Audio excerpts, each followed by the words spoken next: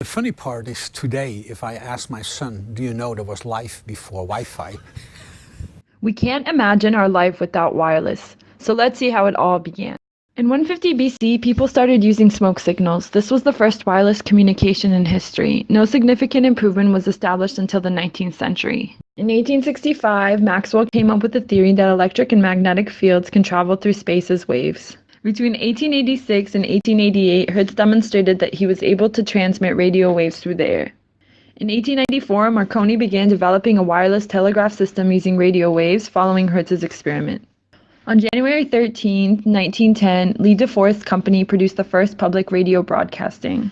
Maxwell, Hertz, and Marconi led to the first development of wireless technology, the first public radio broadcasting.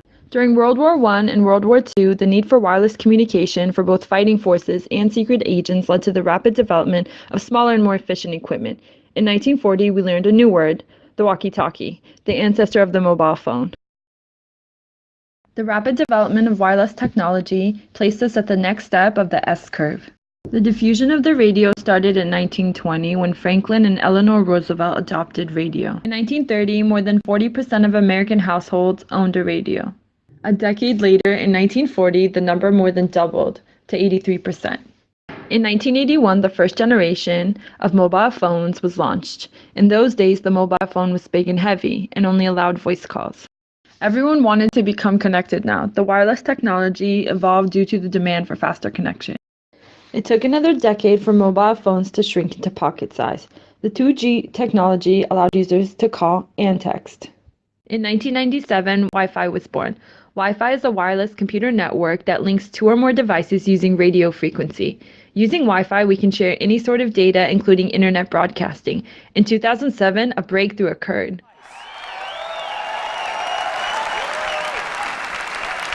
And we are calling it iPhone. After the iPhone was launched, a big development of wireless technology occurred, and a race for the fastest smartphone began.